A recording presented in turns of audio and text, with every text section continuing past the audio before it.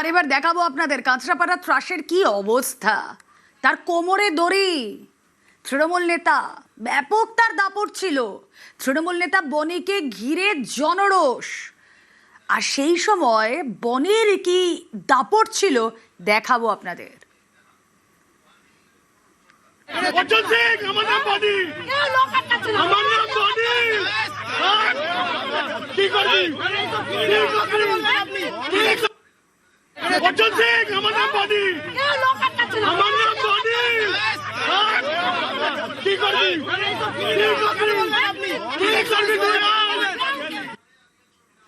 অভিজিৎ রায় ওরফে বনি, সেই বনির দাপট কতটা সেটা তো আপনারা দেখলেন। অর্জুন সিংকে আঙুল তুলে বলছেন তার নাম বনি। আরে তার নাম বনি তো কি হলো, কি হলো এবার দেখুন। জনরোষ তাকে ঘিরে, কাঁচরাপাড়ায় বনিকে দেখে জনরোষ, চোর চোর স্লোগান। ধৃত তৃণমূল নেতার কোমরে দড়ি বেঁধে ঘোরালো পুলিশ। কাঁচরাপাড়ার যুব তৃণমূল নেতা অভিজিৎ রায়, কাঁচরাপাড়া জুড়ে বনির দৌরাত্ম্যের অভিযোগ। বনিকে হাফ প্যান্ট পরিয়ে কোমরে দড়ি বেঁধে ঘোরালো পুলিশ। দেখুন সেই দাপুটে বনির এখন কি অবস্থা। বনি কিছু বলার আছে? বনি কিছু বলার আছে?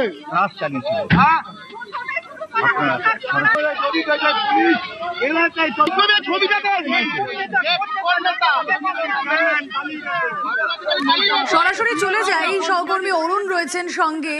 অরুণ, আঙুল উঁচিয়ে নিজের পরিচয় দিতেন, এলাকায় তার ব্যাপক দাপট ছিল, কিন্তু আজ জনরস কেউ ঠেকাতে পারলো না। এই বনের বিরুদ্ধে সাধারণ মানুষের এত ক্ষোভ কেন? দেখো 2024 সালে কিন্তু এই বনির উত্থান, তখন এই লোকসভা ভোটের সময় অর্জুন সিংয়ের সঙ্গে তর্ক বিতর্কে জড়িয়ে বনি কিন্তু নামে আসে। তারপর থেকে কাঁচরাপাড়ায় তোলাবাজি, ছিনতাই, মানুষকে ভয় দেখানো, চমকানো, ভোট দেবেন না, ভোট দিলে মারধর করা হবে। শুধু তাই নয়, পৌরসভার যে সমস্ত বালতি বা পৌরসভার ব্যবহারের যে সমস্ত জিনিস তার অধীনে থাকতো, কাকে দেওয়া হবে, কে পাবে না পাবে, সমস্তটা কিন্তু এই যুব নেতা বনি তাকে সিদ্ধান্ত নিত। কাঁচরাপাড়ার মানুষ কিন্তু এতদিন ভয়ে মুখ খুলতে পারেনি। এই পরিবর্তন হওয়ার পর আস্তে আস্তে মানুষ মুখ খোলে। আজ যখন বনিকে তারা পাশ পেয়ে কিন্তু মন্দারমণিতে পালিয়ে গেছিল বনি, তারপর তাকে পুলিশ রিমান্ডে নিয়ে এসে বীজপুরের পুলিশ তাকে আজকে কোমরে দড়ি বেঁধে যখন ঘোরায়, এলাকার লোক তখন এতটাই ক্ষিপ্ত ছিল, তাকে বনিকে দেখে চোর চোর স্লোগান দিতে থাকে। শুধু তাই নয়, তাকে বনির বিরুদ্ধে একাধিক অভিযোগ কিন্তু এলাকার মহিলারাও তুলে ধরেন।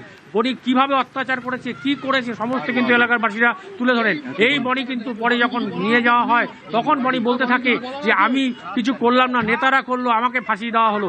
এই যে বক্তব্য, এর পিছনে কারা রয়েছে, কে রয়েছে, কিন্তু বনির এত বড় সাহস কিন্তু ছিল না। এরপর থেকে বনি এতটা দাপট, এলাকার মানুষ ভয়ে কিন্তু বনির মুখ খুলতো না।